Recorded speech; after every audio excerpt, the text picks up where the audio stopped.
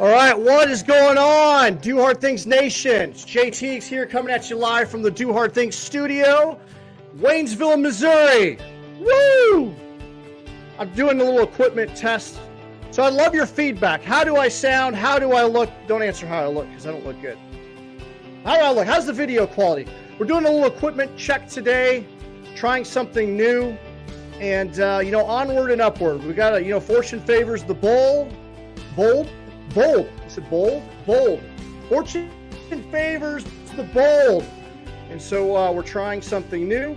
And it might fail. It might blow up in our face. I don't know. But you know what? You got to take action. You got to take action, and you can't be scared to try new things.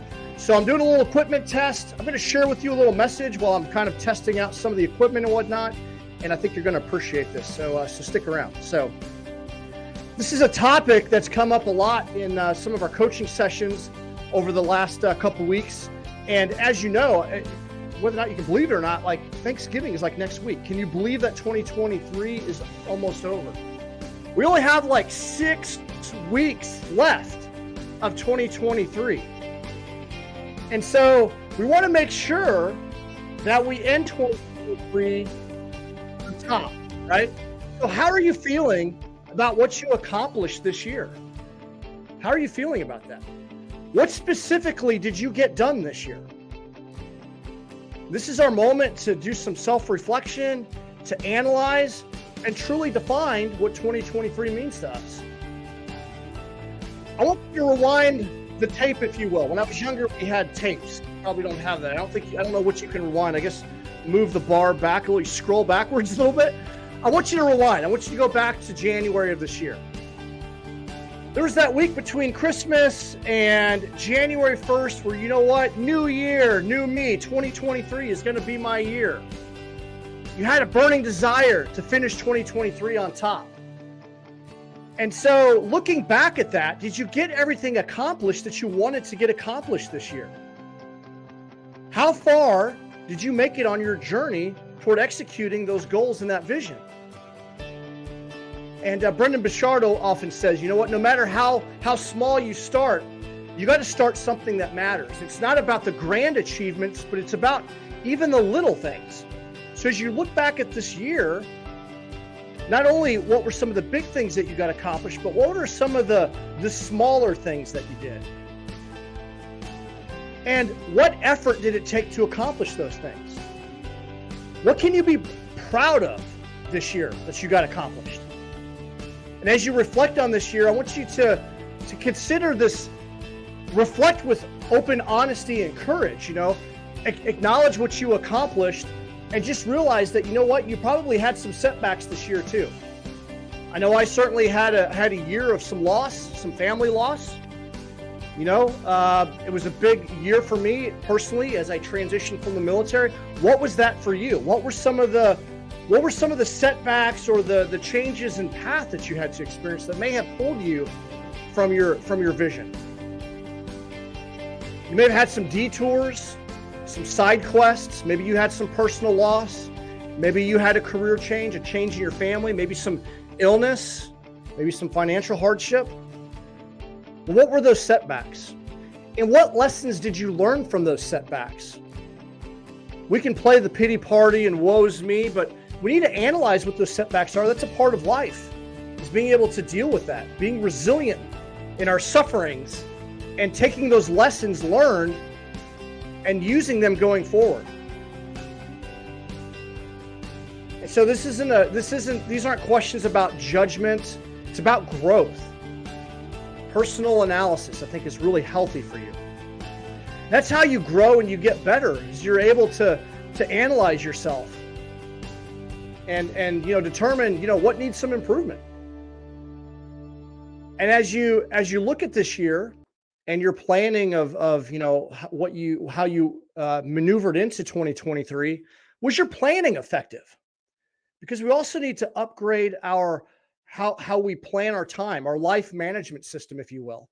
I don't like to just say time management because it's life management. As every sand passes through the hourglass, that's a moment of time that you can't get back. That is your life. And we don't know how much sand that we have. And so it's critically important that we make sure that that we're applying ourselves, and we're sharpening our saw when it comes to time management.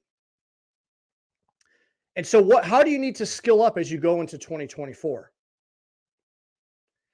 And I want you to think about reflection. Reflection is the gymnasium of the mind. And as you go back, I want you to think about these questions as you analyze your year. What strengths did you uncover about yourself? I'm sorry, discover about yourself, not uncover. What strengths did you discover about yourself?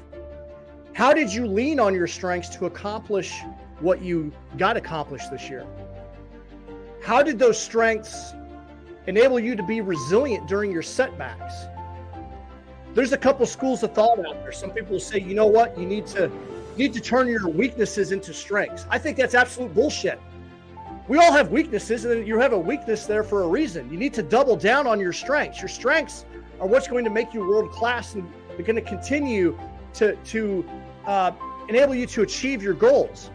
Your strengths, you just need to shore them up. Maybe you need to delegate some things out. You don't want it to hinder you, but to spend all your time turning a weakness into a strength is bullshit. What was your greatest achievement this year? If you could choose one thing, what would that be for you? What was your greatest contribution and your impact that you've made to your family, to your business, to your organization, maybe to your community? What was your greatest contribution?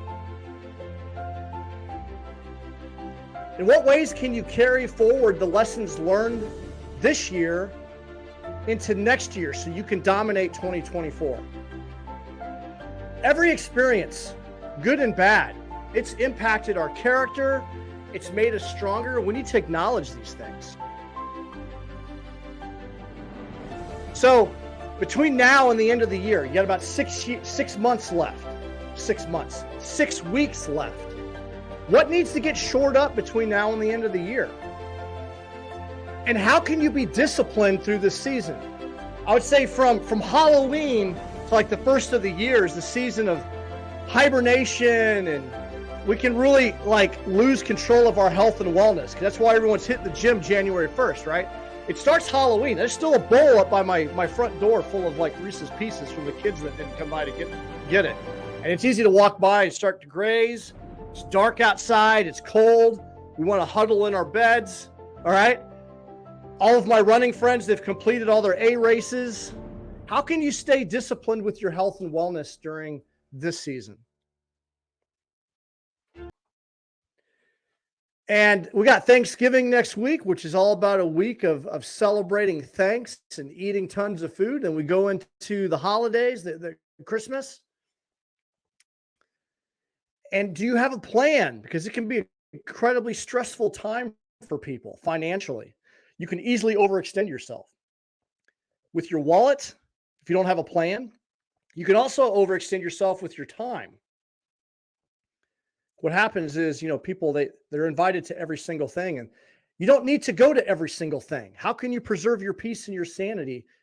And so you can come out of the holidays feeling refreshed and recharged versus financially strapped, feeling guilty about all the food that you ate, feeling lethargic and dull from like packing it in during the winter. How can you come out of this holiday season on your A game so you can set the tone for 2024? And so these are some things to think about. Discipline equals freedom from the great Jocko Willink, right? It's time for disciplined action. We need to have unwavering commitment to our goals and to show up and do the things that we said that we're gonna do. So, what can you still achieve by the end of this year? What limits can you push? Your actions now, if you failed to get some of those things accomplished that you wanted to get done, you still have time. You still have time. Pablo Picasso said, action is the foundational key to all of success. So once you identify an action that you can take today that will bring you closer to your year-end goals. If you fail to fall short on one of your goals for this year, what can you get done? Make it tangible, make it impactful. Take massive action. What needs to come off of your plate to make it happen? You're probably doing something that you should probably delegate out to someone else. We also want to remind ourselves that, hey, when we take these actions and we move into 2024, that we need to make sure that we align our values to our actions.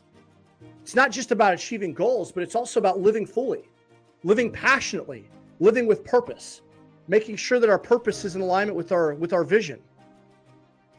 You cannot suffer your way to success and happiness. There is no unhappy journey, and then you finally find the happiness camp, and you're going to be happy when you achieve a certain dollar amount. You have to find joy and fulfillment and happiness on the journey. So, this is your call to greatness. The final weeks are not just a countdown to the end. It's an opportunity for a powerful upswing to finish 2023 on top and set the tone for 2024. So how are you going to finish up this year? If you need some help with that, you need some support, let me know. We've got a few options for you. But we're in this together. And when you surround yourself with the right community and the right people, you'll be stronger. You'll take more bold action. You're unstoppable. So get out there. As Angie would say, make someone smile. Your goals, your journey, do hard things.